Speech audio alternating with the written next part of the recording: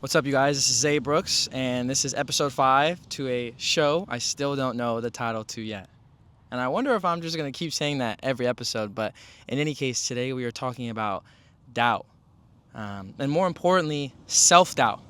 And a lot of things that can arise from that: lack of confidence, fear, um, ruining any progress that you're making, self sabotaging your goals, your aspirations.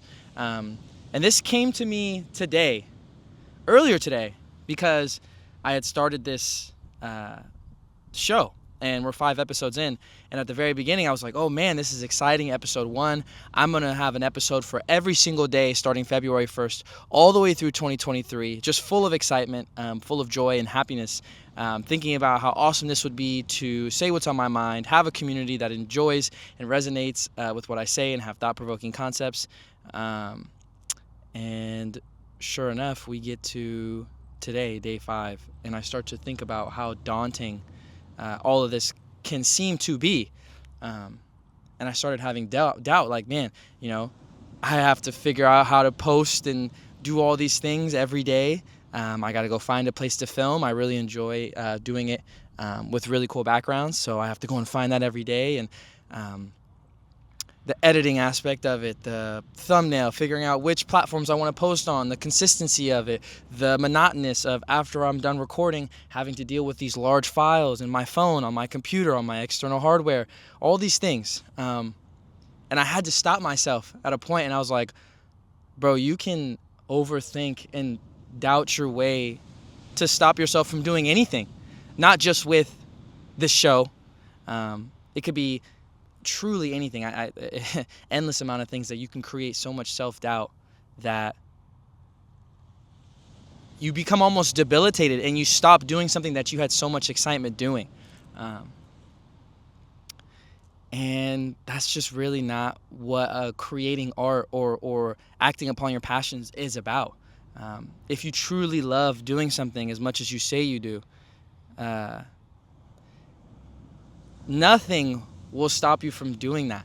I think I have a habit of sometimes letting doubt, or the fear of failure, or sometimes even the fear of criticism, hinder and dampen the light, which is my burning desire for success, burning desire to do whatever it is that I want to do in terms of career, in terms of my life. Self-doubt can get in a lot of ways, as you've probably seen in your own life. I mean, obviously, I'm talking about right now as an entrepreneur doing content creation, but it could be anything. Exercise, relationships, diet. You say you want to start running, and you're like, man, I got to do this every day. And then you start, oh, well, I don't know, that's too much. Let me just quit. I want to start a new diet. I want to go keto. I want to go vegan. Oh man, this is too difficult. I can't take out the sugar. Oh damn, I got to do this every day. Here comes the self-doubt, and then you end up, like I had said in the last video, you take your goals and you make them dreams due to your own self-doubt. Like, nobody stopped me. Nobody's even seen this before. This comes out in February. We're in January right now, and it's like, I could have stopped my own self from doing something and nobody would have ever known about it, which happens a lot.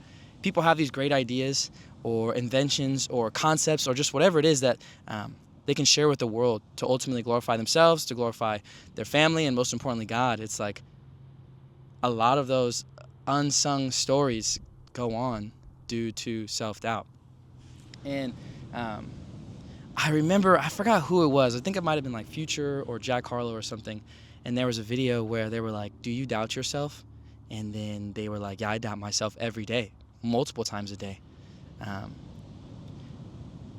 And it gave me a sense of like relatability.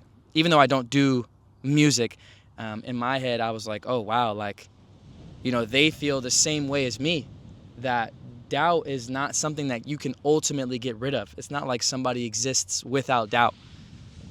That's just a natural concept of human nature, right?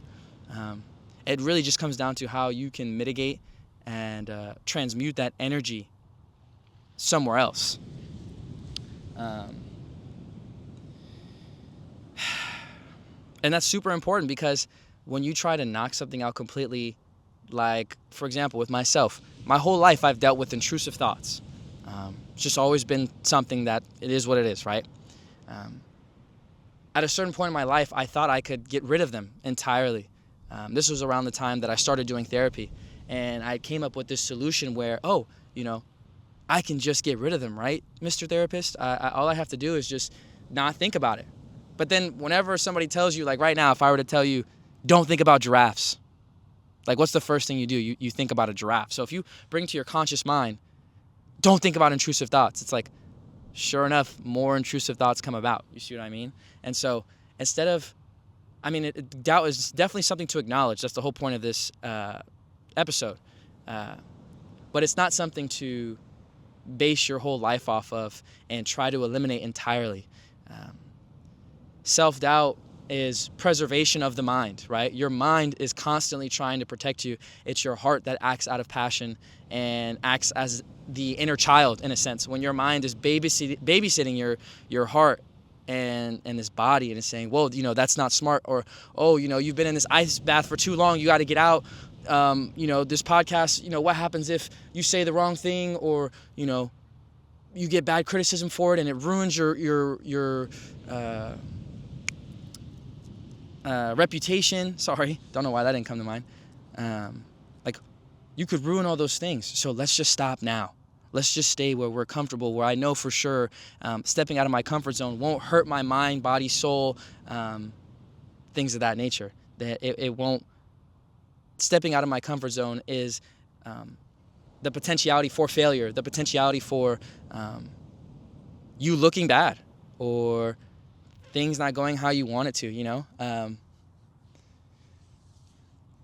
maybe I'm all over the place here, but yeah, self-doubt is something that you can't get rid of. Rappers, athletes, I dealt with it when I played college basketball. It's the same concept. It's not something you can get rid of. It's only something you can mitigate and transmute to the other energy. And so what do you do when doubt starts to creep up? I think the most important part is not letting it run rampant and acknowledging it for what it is. Same concept with the intrusive thoughts, right? You see a red car driving down the street. You acknowledge that it's there, but you don't stop it. You allow it to pass through your mind. You do your best to recognize what it is and how to move forward. So, for example, the doubt starts to creep in. I think it's important to recognize, like, wow, that was some doubtful thoughts. And then you say, all right, well, I'm going to let that pass. I'm going to take some deep breaths, whatever it is that I have to do to get myself into a state of the present mindset, right? Because how could I ever doubt? Doubt is a future concept, right? I doubt that you'll do this. I doubt that this will happen. It's something in the future. So if you can figure out a way to get yourself in the present moment, whether it's deep breathing, whether it's taking a walk outside, closing your laptop for a moment, playing your favorite song, I feel like those are the best ways to begin changing the mindset of doubt into anything else that's positive. Which I guess the opposite of doubt is confidence. I'm trying to figure out what else the opposite of doubt would be. I truly think that's it. It's just self-confidence, maybe unwavering confidence in yourself.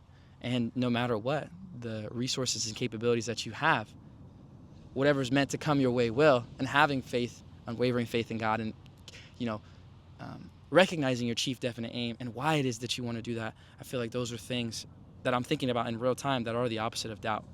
I have my paper. Beautiful day out on the beach. Super thankful. Like I said, I just moved to San Francisco last month, so it's really nice. I didn't know how much I would enjoy SF. When I was a little kid, the wind was always just bothering me, and my lips would get chapped, and I'd be so cold, and I never really liked it. But now when I'm older, I'm like, man, SF is awesome. I think my parents just took me to the pier where I'm like right next to the water. And for some reason, whenever I'd come as a kid, the sun wasn't out. Anyways, San Francisco's a beautiful place. If you haven't visited it, definitely a place to visit. And if you're around here, you should come around more often. Let's see. Yeah, so sometimes you can start a journey, right? As I said earlier, I'm 5 episodes in.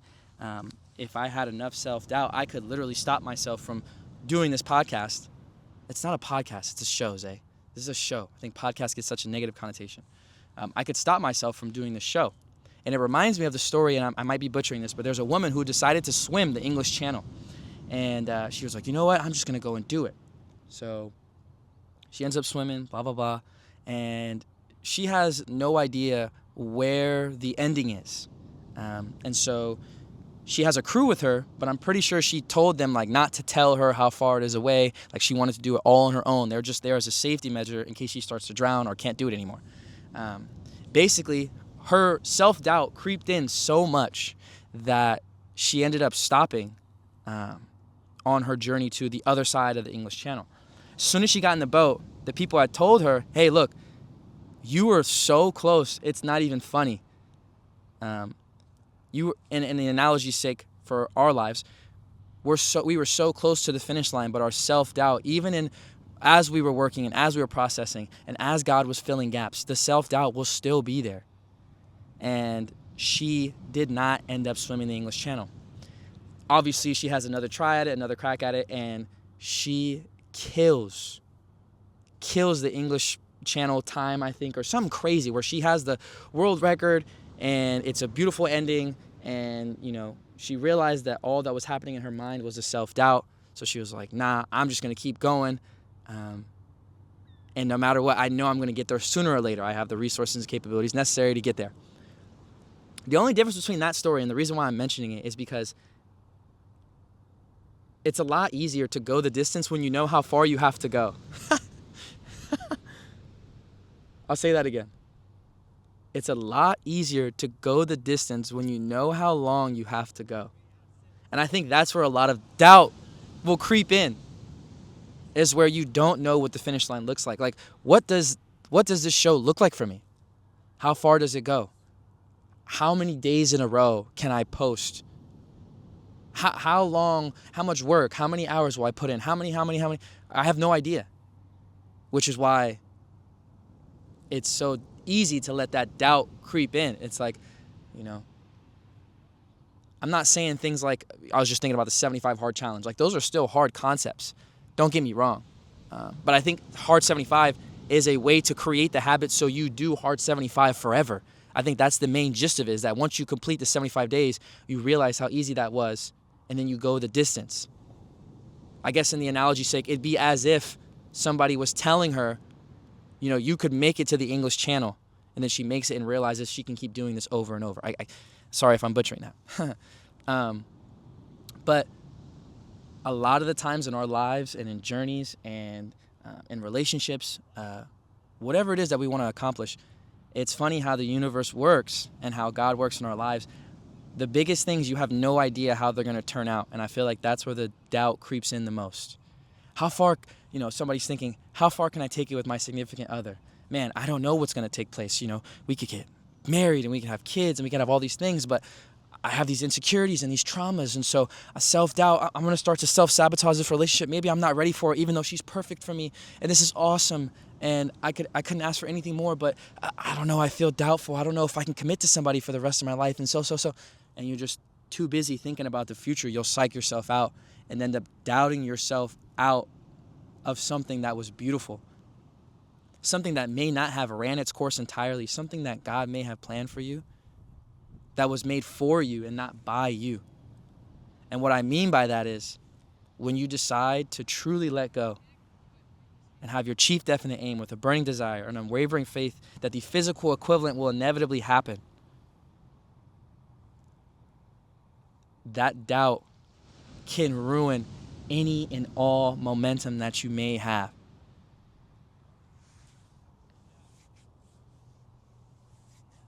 And that's scary, man. Like, I can think about in my life where I've had situations where doubt has psyched me out.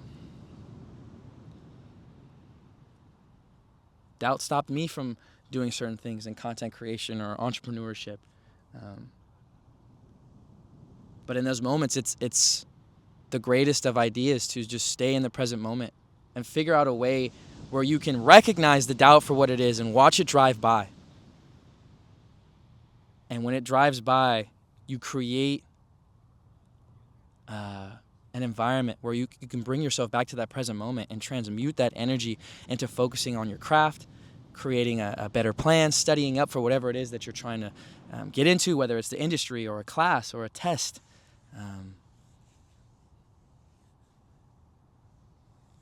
Doubt is scary, but they say you keep your friends close and your enemies closer. So you keep doubt close. You recognize it for what it is. Recognize where that doubt is coming from. And even trying to figure out why you feel that way. Is it because you have a fear of failure? Do you have a fear of criticism? It's got to be something. It's fear about the future in some sort of way that causes you to have doubt in the present moment. Doubt can tell you a lot of things about yourself. And with my case in this show, the doubt was, am I willing to do what I say I'm going to do? And that takes me to this book called The Four Agreements by Don Miguel Ruiz.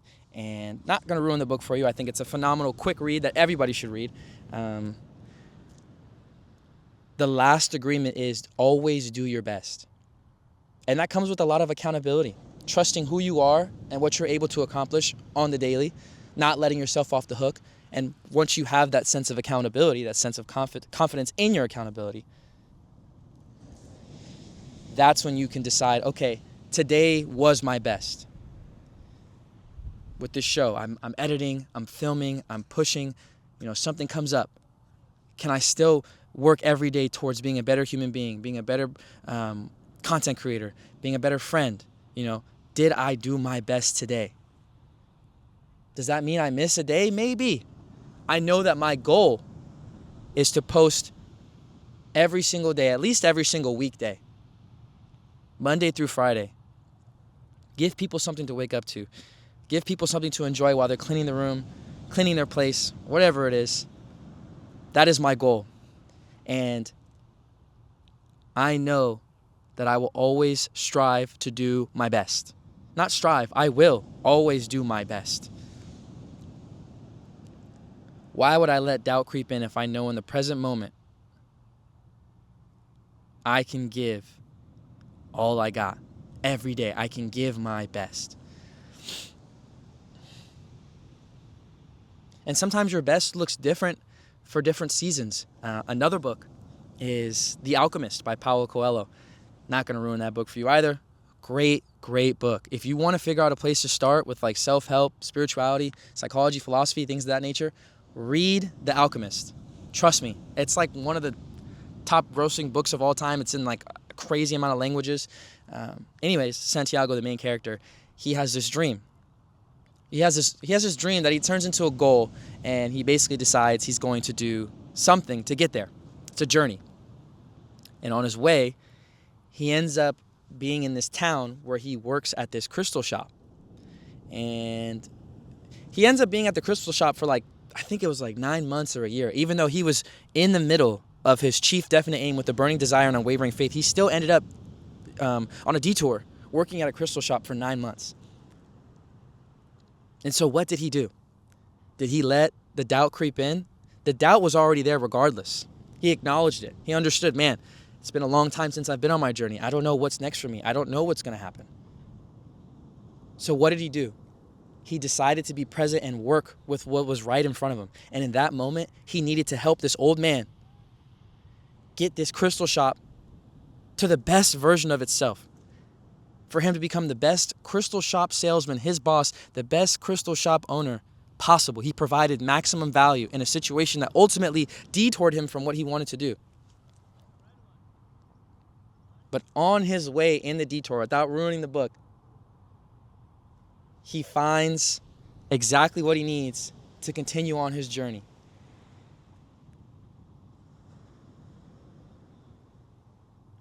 He had the doubt. He acknowledged it. He stayed in the present moment, did what needed to be done in that moment, and pressed on and continued. Doubt creeps in naturally. It's just human nature. And too much doubt is a lack of faith in God, a lack of faith in your plan, in your destination being the journey.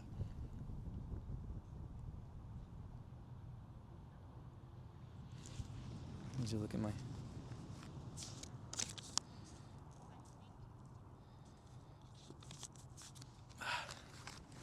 The destination is the journey. We're at 21 minutes right now.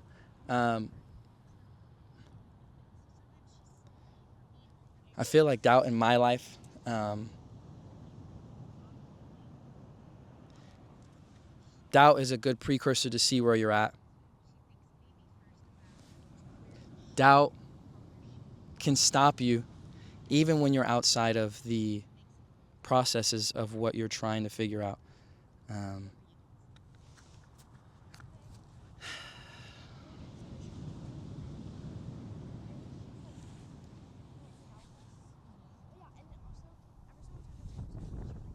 Sometimes I think I still feel a little nervous doing these.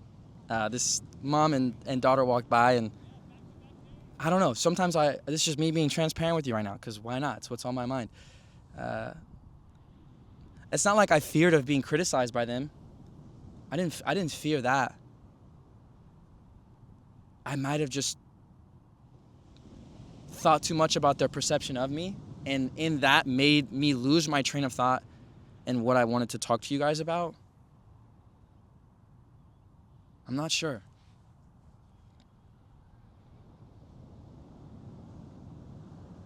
And I think that's really cool that you guys allow me to have the patience to have pauses between my thoughts. Allow me to say things like that, like me being open about intrusive thoughts. Like I've never even really said something like that before. Like I've told therapists and like I've told my family and stuff for sure, but I don't know. I feel like talking in front of this camera with it being just me, I think it's so cool that I get to have this level of transparency and vulnerability with you guys. So I appreciate you for being here with me, and this is a journey all on its own. I have goals that I want to do with this show, and I will do everything in my power to make that happen. No matter what, I will always do my best.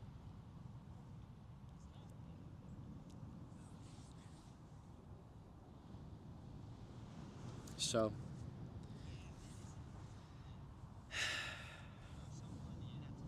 no, not every episode has to be over 30 minutes. So, like I said, I always want to do a guided meditation with you guys. I hope that these are of value to you.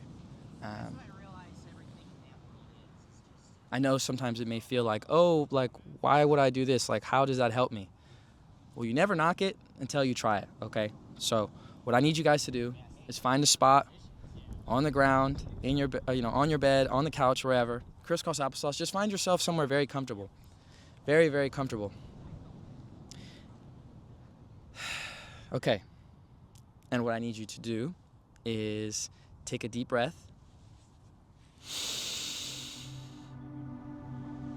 And out. We're going to do this 2 more times. Take a deep breath in. And out. Take a deep breath in.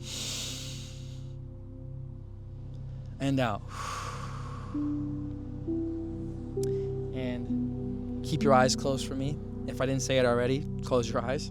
And what I want you to do,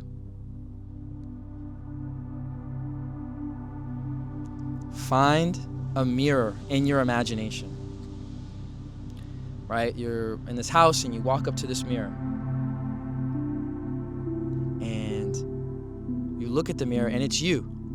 And this version of you is just wildly successful in whatever it is that he or she wants to do. No matter what endeavor, what career, it's almost as if when you look in the mirror, a genie told that person in the mirror, whatever it is that you want, you will have. Whatever it is that you choose to do, you will not fail. You will be successful. Now, obviously you're looking at this reflection, but you realize that person, who is you, right? They haven't changed in their physical stature. They're not taller. Yeah, they might be a little bit more muscular, right? Or a little bit more toned or whatever, but it's nothing way out of the ordinary. Their facial structure hasn't changed. You guys are the same person. Keep your eyes closed from me. And then now you start to realize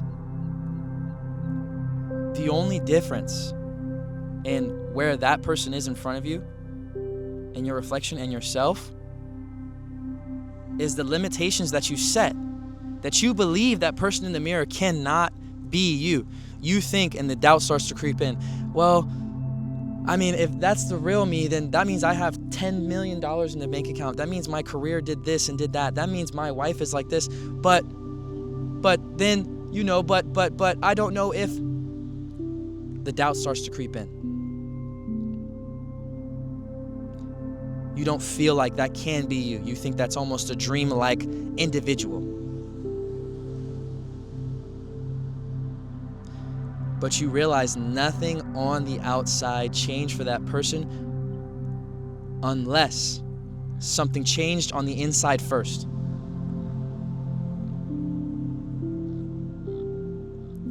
Would you agree or not agree that that person in front of you still, as a human being, has doubtful thoughts and emotions? Definitely. No doubt. But how do they handle that doubt? How do you handle your doubt? Do you let it creep in and sabotage you entirely? Do you let it control you?